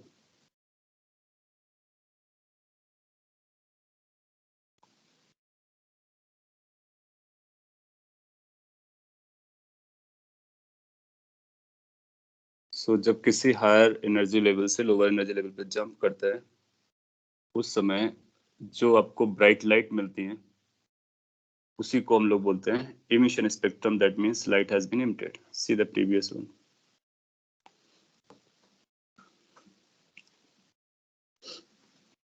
फिर जो फॉर्मूला आएगा, अभी तो हम लोग नंबर ऑफ 5 फील्ड ये स्पेक्ट्रल लाइंस को काउंट कर रहे हैं, वेवलेंथ कितना निकलेगा वो हम लोग निकालने सीख लेंगे। एक बार एनर्जी डिफरेंस आता है तो वेवलेंथ निकालना अपने लिए बड़ी बात नहीं होने वाली है। So how it's going to look like इसका, so you say like ये ग्राउंड स्टेट है, ये हायर स्टेट है फर्स्ट, और आप देखोगे जिस तरह से मैं इसको ड्रॉ कर रहा हूँ, अगर आप ऑब्जर्व करोगे तो जैसे आप लोग ऊपर जाते हैं तो उसका एनर्जी लेवल डिफरेंस कम होता रहता है, गैप कम होता रहता है। सो कुछ ऐसा रफली बना के देते थे, यू विल फाइंड कि ये हमारे लिए n इक्वल टू 1 था, ग्राउंड स्टेट है, n इक्वल टू 2 है, n इक्वल टू 3 है, n इक्वल टू 4 है एंड सो ऑन है। और इनकी एनर्जीज के बारे में बात कर सकते हैं, E1 है -13.6 हाइड्रोजन के लिए, ये E2 है सेकेंड एनर्जी लेवल है, दैट इज -3.4 इलेक्ट्रॉन वोल्ट है, E3 है दैट इज -1.5 है, फर्दर E4, E5, E6 उनको भी आप याद रख सकते हो, एटलीस्ट 5 तक तो आप इनको रख सकते हो। कैसे निकाला गया वो मैंने आपको बताया हुआ है। ना वो आपको बोलेगा कि किसी लेवल पर इलेक्ट्रॉन था, maybe like n equal to 4 पे था, यहाँ पर इलेक्ट्रॉन था, that means third excited level पे था, थर्ड एक्साइटेड लेवल पे था, n equal to 4 is equal to third excited level. Correct. जब ये वहां से चलना स्टार्ट करेगा तो कहाँ पर इसके ऑप्शन से आने के लिए, तो 4 n इक्वल टू 4 से 3 जंप कर सकते हैं, इसके करस्पॉन्डिंग आपको एक वेवलेंथ या लाइट मिलेगी, फोटोन मिलेगा, या फिर it can go from 4 to 2 directly और 4 to 1 डायरेक्टली। सो ये तीन एमिशंस आपको डायरेक्टली 4 से मिलने वाले हैं, जिस सिंस इसको नीचे आना है और नीचे आने के चांसेस रहेंगे क्योंकि वो कभी भी जंप कर सकता है और रेडिएशन दे सकता है, तो जो n इक्वल टू 3 पर आया हुआ है अब इसके पास भी सारे ऑप्शंस ओपन होंगे। सो n इक्वल टू 3 वाला क्या कर सकता है, 3 से 2 जा सकता है और 3 से डायरेक्टली 1 जा सकता है। तो ये वो इलेक्ट्रॉन्स होंगे जो 3 से स्टार्ट कर रहे होंगे और लाइंस को दे रहे होंगे। अब जो n इक्वल टू 2 पर आए इलेक्ट्रॉन्स हैं उनके पास चांस है नीचे आने का, सो n इक्वल टू 2 वाले भी नीचे आएंगे और ग्राउंड पर आएंगे, कहीं और ऑप्शन नहीं है। इसके बाद सभी के सभी ग्राउंड पर आ चुके हैं और अब कोई और स्पेक्ट्रल लाइन आपको ऑब्जर्वेशन में नहीं आने वाली है। यहाँ से आप काउंट कर लोगे कि कितने लाइंस अपने को मिलने वाली हैं, वो टोटल नंबर ऑफ लाइंस के बराबर हो जाएंगे और सभी की वेवलेंथ अलग होगी, सभी का एनर्जी डिफरेंस अलग होगा। यूसी की इसका एनर्जी डिफरेंस अलग है, इसका एनर्जी डिफरेंस अलग है, इसका अलग है, इसका अलग है, इसका अलग है, इसका अलग है, वो हम कैलकुलेट कर सकते हैं क्योंकि हमको सबकी एनर्जीज पता है। इसको बोलेंगे this is your emission spectrum. और इसको कैसे पता करते हैं, आपको ऐसा बोलेगा क्वेश्चन फ्रेम करने के टाइम पर कि आपने एक चैम्बर लिया, उस चैम्बर पर हाइड्रोजन गैस को भर दिया या फिर एटम्स को भर फिल कर दिया, उसमें कुछ एक्साइटेड लेवल पर थे, कुछ ग्राउंड स्टेट पर भी हो सकते हैं, और जब इस पर ऑब्जर्व किया गया तो आपको कुछ रेडिएशंस मिले, फोटॉन्स मिले। सो फोटॉन्स इसलिए मिल रहे हैं क्योंकि there are some electrons which were excited already and now they are coming down in a different order. So इसको that's going to be emission spectrum. तो नंबर ऑफ लाइंस कितना होगा वो काउंट करवा सकता है, किसी भी लाइन के करस्पॉन्डिंग कितना एनर्जी होगा या फ्रीक्वेंसी होगा वो कैलकुलेट करवा सकता है। सो अगर हम लोग ऐसा बोलें कि लेट्स से कि कोई एक ऑर्बिट से या फिर n1 लेवल से फॉर्मूला बना देते हैं, लेट n2 को बोलते हैं, वो हायर ज्यादा सही लगेगा, let n1 is lower energy level जहां पर आता है, and n2 is higher energy level.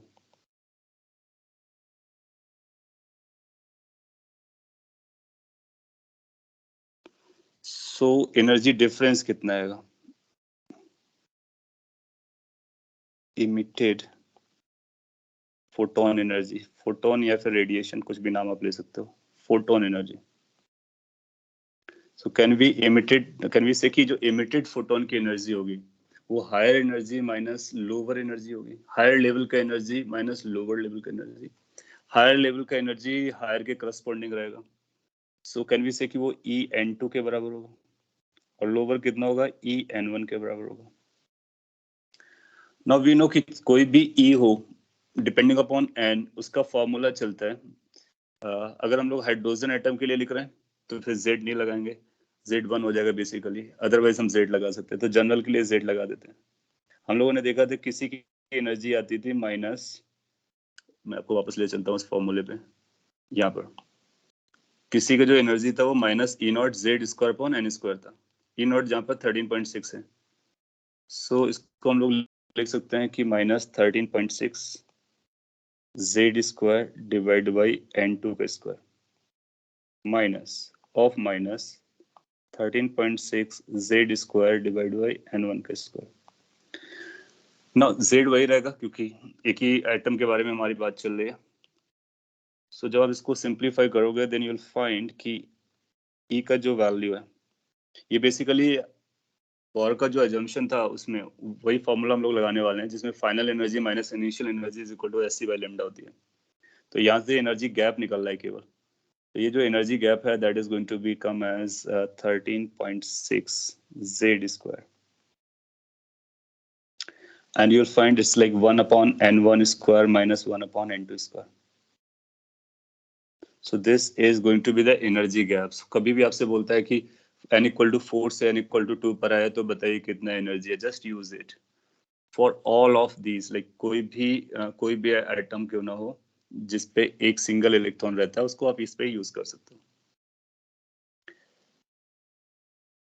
अब इससे हम लोग वेवलेंथ कैसे कैलकुलेट करेंगे या फ्रीक्वेंसी कैसे कैलकुलेट करेंगे, आप जानते हो E की वैल्यू HF बोल दो तो यहाँ से अपने को फ्रीक्वेंसी पता चल जाएगी। सिंस E पता चल गया, F आएगा, फोटोन का फ्रीक्वेंसी आएगा। जनरली हम लोग फ्रीक्वेंसी ना निकाल करके वेवलेंथ निकालते हैं, तो इसको हम SC बाई लेमडा भी बोल सकते हैं। तो SC बाई लेमडा बोलते हैं तो यहाँ से वेवलेंथ निकलती है, और ये वेवलेंथ हमारे लिए बहुत इंपॉर्टेंट होती है। यही फाइनल फॉर्मूला होता है बोर मॉडल का जो आपको याद रखना है और वहां से वेवलेंथ निकालनी है, वहां से वेरियस सीरीज को फॉर्म करते हैं।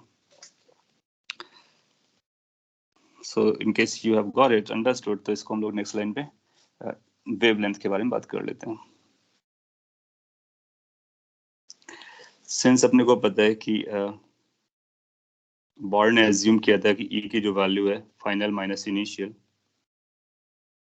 ट्रांजिशन में जब इलेक्ट्रॉन हायर लेवल से लोअर लेवल पर आता है तो SC बाई लेमडा होता है, और ये अपने E कैलकुलेट कर लिया अभी, तो अपने को क्या पता चला कि HC बाई लेमडा की जो वैल्यू है वो E के बराबर है। और what is E? E is like E0 Z² and all this number.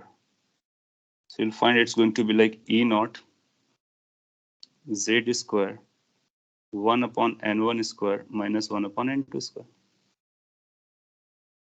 So if you rewrite it, it's going to be like this, कि 1 upon lambda, this is going to be E0 upon HC Z² 1 upon n1 square minus 1 upon n2 square. Now if you remember one of the slides जब हम लोग इसकी बात की थी, तो E0 upon HC को हम लोग R से लिख सकते हैं, where R is a Rydberg constant, और C यहाँ पर E0 upon SC आ रहा है, So this turn out to be 1 upon wavelength is equal to, जिसको हम लोग वेव नंबर भी बोलते हैं. So this is going to be equal to r z square. हम लोग इसको वेवलेंथ के टर्म में लिखेंगे. 1 upon wavelength is equal to r z square. 1 upon n1 square minus 1 upon n2 square. अब यहाँ पर n1 और n2 क्या है ये अपने को दिमाग में रखना है. And they are basically integers, क्योंकि अलग अलग ऑर्बिट्स हैं उनके नाम 1 2 3 4 5 होते हैं.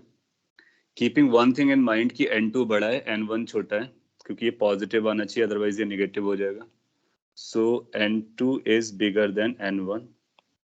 बस ये याद रखना है. दैट मीन्स अगर n2 की वैल्यू हम 4 लेते हैं तो n1 के पास ऑप्शन है 3 2 1. उसको छोटा होना पड़ेगा. 4 नहीं हो सकता है क्योंकि वहीं से वहीं जाने का कोई मतलब नहीं है. और छोटे सारे वैल्यूज हो सकते हैं. Just an example. So n2 has to be greater than n1 and all are integers. So इस फॉर्मूले से हम लोग वेवलेंथ कैलकुलेट कर लेते हैं और वेवलेंथ पता चल जाती है कि फोटोन, एमिटेड फोटोन की वेवलेंथ क्या है. खास इंपॉर्टेंट फॉर्मूला है. अब इसी में जो आपने सीरीज वगैरह पढ़ा होगा कि अलग अलग सीरीज अपने को मिलते हैं और उसमें हम लोग n1 को फिक्स कर देते हैं, n2 को वेरी करते हैं, फिर n2 को फिक्स कर देते हैं, n1 को वेरी करते हैं.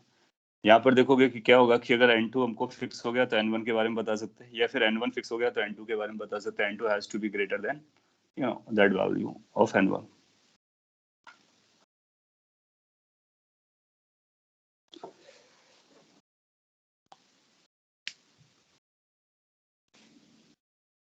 अगर आप ये कॉपी कर पा रहे हो तो मैं इसी स्लाइड पे बना देता हूँ और काफी इंपॉर्टेंट है आपके लिए. लेट्स से अपना ग्राउंड स्टेट था. ये फर्स्ट एक्साइटेड स्टेट है. यहाँ का सेकेंड एक्साइटेड स्टेट है एनर्जी का. This is the next level में बी. दिस में be the further next. This में बी द फर्दर नेक्स्ट. और इस तरह से बहुत सारे लेवल्स और भी क्रिएट किए जा सकते हैं रफली.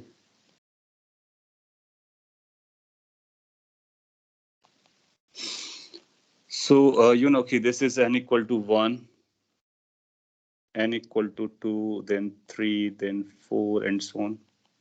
So इसके नंबर्स याद रखने होते हैं, जो कि याद रखना जरूरी नहीं, वो आप कभी भी लिख सकते हो. बस इंपॉर्टेंट ये है कि इसकी एनर्जीज क्या है वो अपने को याद रखनी होती है. जैसे कि ये 1 2 3 4 5. These numbers are quite important in the sense क्योंकि एग्जाम में आपको स्कोर करना है तो डेफिनेटली उनके नंबर्स आपको याद होने चाहिए. टिप्स पे होने चाहिए. वो कैसे आएंगे? आप जब नंबर ऑफ क्वेश्चंस ज्यादा करोगे, प्रैक्टिस करोगे.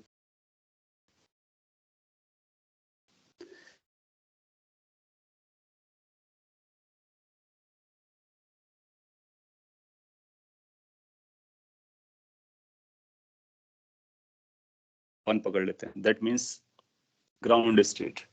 सो ग्राउंड स्टेट पर वो n1 क्या था कि जहां पर वो लोअर एनर्जी लेवल पर आता है तो n1 पर आने वाली लाइंस को अपने को ऑब्जर्व करना है. हायर लेवल से n1 पर आने वाली लाइंस को. और n1 अगर 1 हो गया तो ग्राउंड स्टेट पर आने वाली लाइंस को. तो आप देखोगे जो ग्राउंड स्टेट पे लाइंस आने वाली है ना, सो वो ग्राउंड स्टेट पर लाइंस कुछ ऐसे आएंगे. यू विल फाइंड कि n इक्वल टू 2 से आ जाएगा. तो ये 2 n2 हो गया, ये n1 हो गया. 3 से आ जाएगा, 4 से आ जाएगा, n इक्वल टू 5 से आ सकता है, n इक्वल टू 6 से आ सकता है. In fact n equal to almost infinite से आ सकता है. तो इनका जो पूरा का पूरा कलेक्शन होता है ना, ये कलेक्शन, वो हम लोग बोलते हैं कि एक सीरीज है बेसिकली. और इस सीरीज को हम लोग याद रख सकते हैं. So if n1 is equal to n2, n1 equal to n1, then n2 can be equal to, then n2 will take value 2 3 4 5 and so on. और जितनी भी लाइंस मिलेंगे उनके कलेक्टिव पार्ट को हम बोलते हैं that is Lyman series. So that is called collection of all the wavelengths और सीरीज जो मिल रहा है, सीरीज को हम लोग लाइमन सीरीज के नाम से जानते हैं.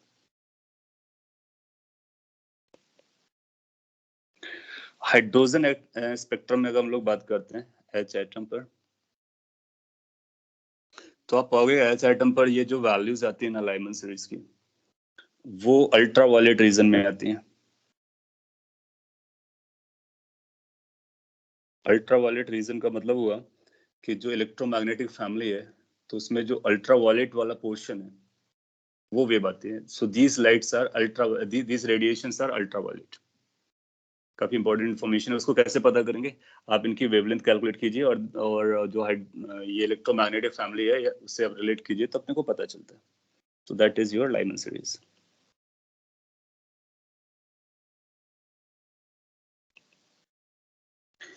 इससे जो ज्यादा इंपॉर्टेंट हमारे लिए वो सेकंड है, जब n1 की वैल्यू हम 2 लेते हैं, तो n2 की वैल्यू हमारे पास ऑप्शन में आएगा 3, 4, 5 एंड सो ऑन। ये इसलिए इंपॉर्टेंट है कि ये इसके लिए जो फोटॉन्स होते हैं ना वो अपने को दिखते हैं, we can see them because that falls in the category of light, visible category, visible light पर fall करते हैं। और इसी को हम लोग बामर सीरीज के नाम से जानते हैं।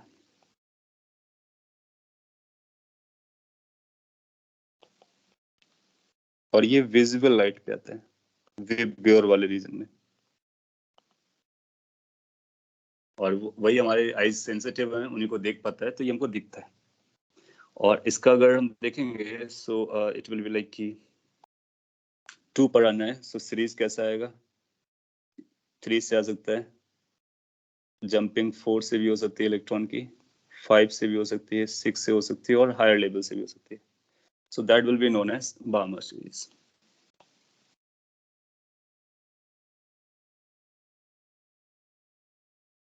और ये जो बार्मर सीरीज है उसके बारे में हम लोगों ने बात की है, विजिबल पे होता है। इसका मतलब ये अल्ट्रावायलेट रीजन पर है, ये विजिबल रीजन पर है। और दोनों एक दूसरे से एक्सक्लूडेड होते हैं, मतलब इसकी वेवलेंथ से ओवरलैप नहीं करती।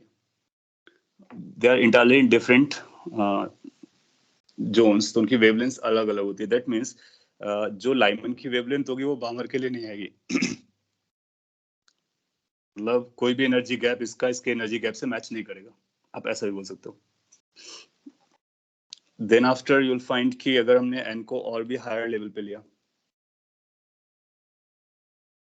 n1 को लेट से 3 लिया, सो n2 की पॉसिबल वैल्यूज हैं 4, 5, 6 एंड सो ऑन।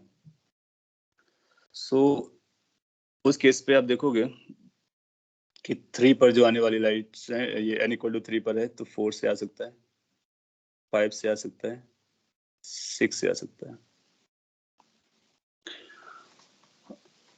ये सीरीज इस तरह से चलती रहती हैं, सीरीजेस काफी आगे तक जाती हैं। तो इस सीरीज को हम लोग पास्शियन के नाम से जानते हैं।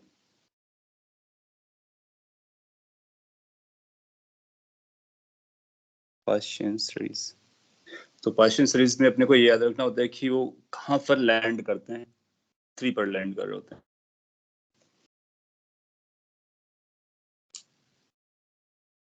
So this is पास्शियन।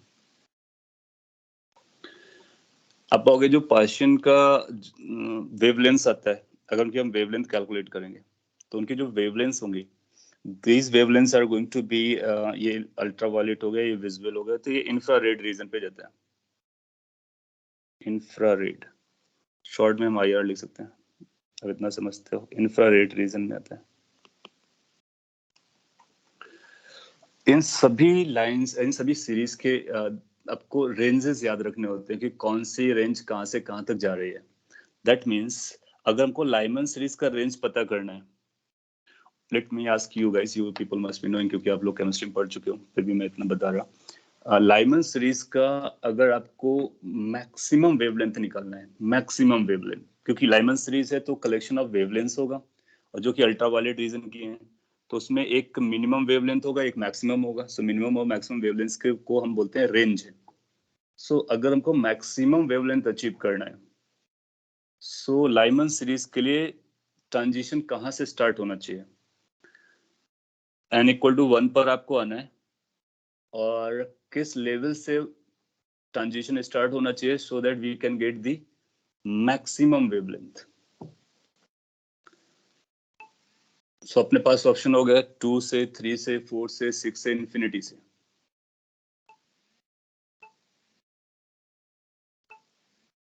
सो आपके पास जो आंसर देने का टेम्पटेशन होगा वो या तो 2 होगा या फिर इन्फिनिटी होगा.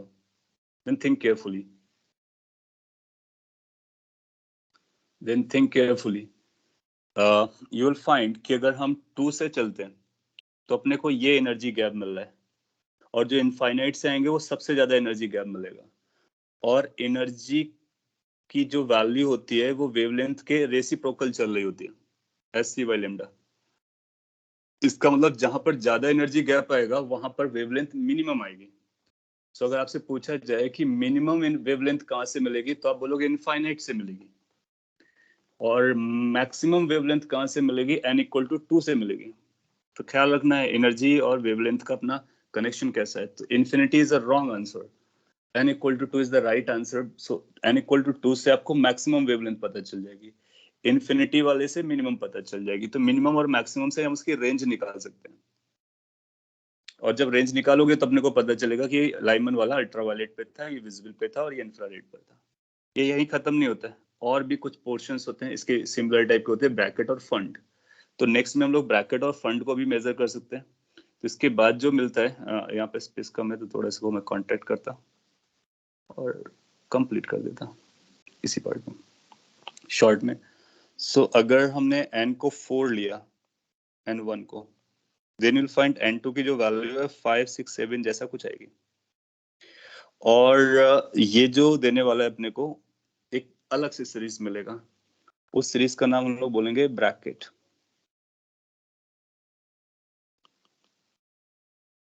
और ये जो ब्रैकेट सीरीज है ये भी इंफ्रारेड रीजन में पाई जाती है, तो इसकी वेवलेंथ भी इंफ्रारेड रीजन में पाई जाती है. और ये आप जानते हो कि अगर हमने n1=5 लिया, सो हम और हायर लेवल पे चले गए, तो उस केस में जो n2 की चॉइसेस हमारे पास होंगी वो 6, 7, 8 उसके ऑनवर्ड्स होंगी. और इसको हम फंड नाम से जानते हैं, फंड सीरीज. ये भी इंफ्रारेड रीजन में पाया जाता है. सो यू विल फाइंड कि इंफ्रारेड रीजन में आपको पाशियन, ब्रैकेट, फंड तीनों मिलते हैं. बामर विजिबल पर, इसलिए सबसे ज्यादा इंपॉर्टेंट है. अल्ट्रावायलेट पे ये पाया जाता है. लाइमन सीरीज का बामर सीरीज के साथ वेवलेंथ में कोई ओवरलैपिंग नहीं है. बामर सीरीज का पाशियन के साथ वेवलेंथ में कोई ओवरलैपिंग नहीं है क्योंकि ये अलग अलग है, और बाकी ये तीनों इंफ्रारेड के हैं तो एक दूसरे को ओवरलैप करते हैं. यहाँ पर दिखाने का स्कोप स्पेस नहीं है, आप यहाँ पे दिखा सकते हो. नेक्स्ट लेवल पर ब्रैकेट देन फंड आता है. So these are important points related to the series. अब आपको हर एक सीरीज का एटलीस्ट आइडिया होना चाहिए कि कैसे रेंज निकालेंगे. मैक्सिमम वेवलेंथ निकालने के लिए आपको क्या करना होगा? क्लोजेस्ट से लाना पड़ेगा. मिनिमम वेवलेंथ निकालने के लिए इनफाइनाइट से लाना पड़ेगा. और फिर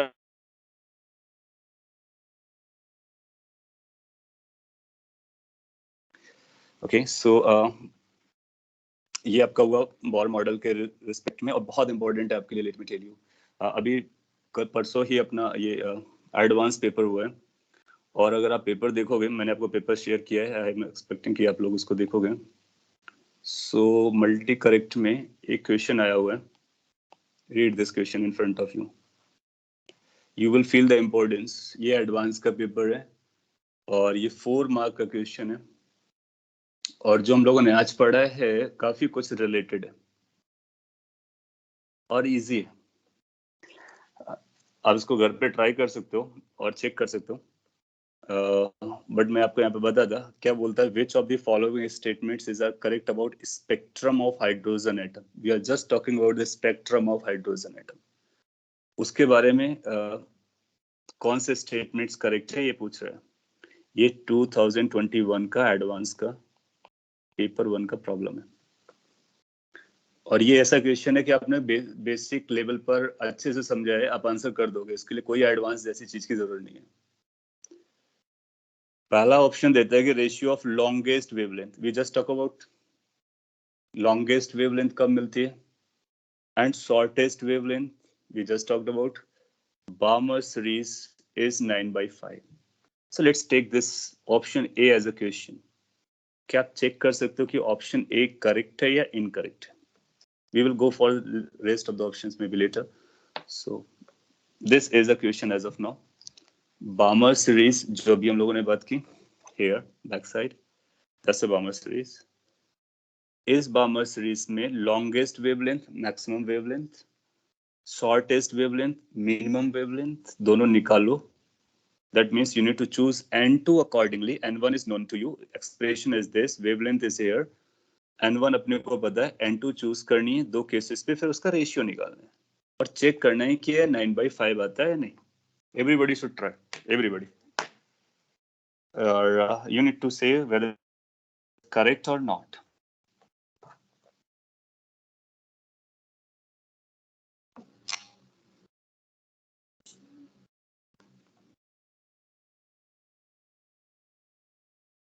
This is formula. N1 is known. N2 you have to opt from 3 से लेकर के infinity तक numbers में, फिर max, then min, then ratio.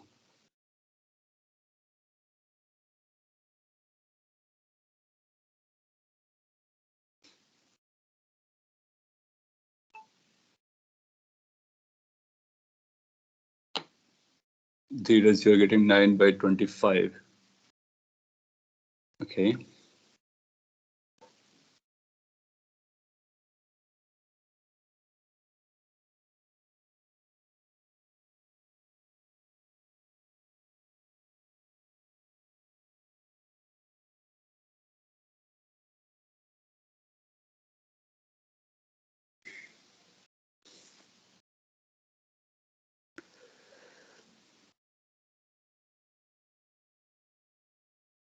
Can anybody else is able to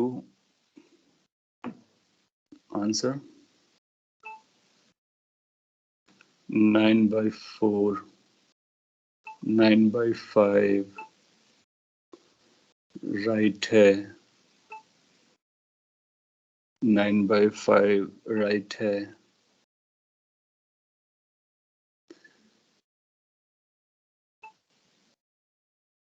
Nine by 5 right है. Okay.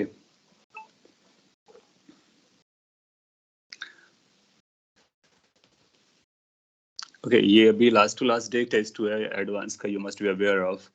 So you see like आज आपने formula पढ़ा और आज ही आप 2 मिनट में आप इसको आंसर देने के लिए रेडी हो. थोड़ी सी प्रैक्टिस हो जाएगी तो आपके लिए बहुत आसान हो जाएगा.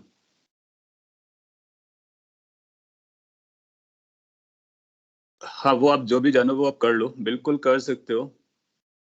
आपके पास चॉइसेस है, आप उसको कितना इजीली कर पाते हो वो आप पर. सो पॉइंट इसकी ये ऐसी चीज है जिसको हम लोग याद भी रख सकते हैं. 2-3 बार आपने निकाला होगा तो आपको याद होगा कभी ना कभी, क्योंकि लाइमन हो या बामर हो, कोई भी सीरीज हो, उसका मैक्सिमम मिनिमम वेवलेंथ तो वही रहता है. तो अगर हम हाइड्रोजन एटम के बारे में बात करेंगे और रेशियो की बात करोगे तो कोई भी एटम हो वो Z तो कैंसिल भी होने वाला है. सो पॉइंट इज कि अगर आपने थोड़ी सी प्रैक्टिस कर रखी है और अच्छे से रिवीजन कर रखा है तो ये आपको वहां पर याद रहेगा. It will take you can answer within seconds. अभी आपको 1 मिनट आंसर देने में लगा क्यों? क्योंकि आप अभी इसको यूज कर रहे थे और कुछ कुछ आपको याद आना में टाइम लग रहा था, एब्जॉर्प्शन चल रहा है. So point is it's going to be easy for you to tackle in the examination. अच्छा, अगर आपके पास टाइम है तो we will take 1 more minute. और क्या हम ऑप्शन बी के बारे में कुछ बोल सकते हैं? ऑप्शन बी कहता है कि there is an overlap between wavelength ranges of Balmer and Paschen series. So we need to say whether it's correct or incorrect. Now you see, just we talked about कि ये अलग अलग reasons में पाए जाते हैं, अलग अलग reasons में पाए जाते हैं. So you will be just looking at it and answer that it's not correct. Yes. Similarly, क्या हम D ऑप्शन के बारे में कुछ बोल सकते हैं? या B is incorrect. Everybody says correct. आपका आंसर correct आ रहा है. So that's good. What about D option? Option D, last. It says wavelength range of Lyman and Balmer series do not overlap. That means, are they of different ranges? Yes, that's true. That's true.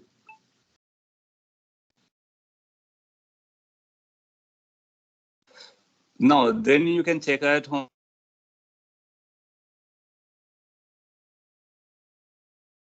Minimum wavelength के term में जहां पर m एक integer हो. सो आप क्या करो कि लाइमन सीरीज का मिनिमम निकालो, उसको लेमडा लिखो, फिर जनरल को निकालो और फिर से कनेक्ट कर लो. सो सी के बारे में आप घर पे ट्राई कर सकते हो, बाकी इसका सोल्यूशन मैं अपलोड कर दूंगा तो वहां से भी आप देख लेना।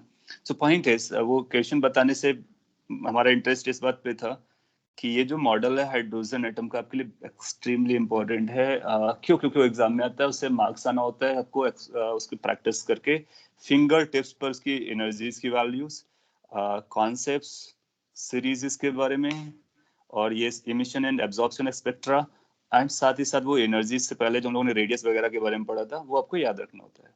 And most likely will get a question or two in the exams no matter what it. JEE advance की बात करें तो उसके बारे में हमको कई सारी बातें करनी है। आपको पेपर्स दे दिया गया है, आप उस पेपर को एक बार ट्राई कर लो। बेटर होगा कि हम लोग उसके लिए एक सेशन लगा लेंगे ताकि आपका जो ओरिएंटेशन हो वो ज़्यादा फोकस्ड हो जाए एडवांस को लेकर के, इवन मेंस को भी लेकर के। पेपर इजी आया या डिफिकल्ट आया, that's not our job or our concern. Our concern is कि how to get the max out of it, no matter how paper is coming, whether it's easy or difficult. And believe me, for good students it becomes otherwise, like अगर easy आता है तो थोड़ा ज़्यादा challenge होता है, और average preparation के लिए ठीक रहता है। अगर टफ आता है तो अदरवाइज दोनों टाइप के लोगों के लिए होता है। सो अपना पर्पज है, no matter what type of paper is, we need to maximise it. तो उसके बारे में हम लोग और भी बात करेंगे कभी। फिलहाल के लिए ये बोर मॉडल अपना होता है। नेक्स्ट क्लास में इसके बचे हुए कुछ पॉइंट्स, फिर एक्सरेज और न्यूक्लियर फिजिक्स के बारे में बात करेंगे। ओके, सो आज के लिए हम लोग इतना ही रखते हैं। नेक्स्ट क्लास में इसके आगे बढ़ेंगे। कोई क्वेरी हो तो आप जरूर पूछ सकते हो, otherwise we have done. Okay, time भी काफी हो गया, so thank you, see you in the next lecture then.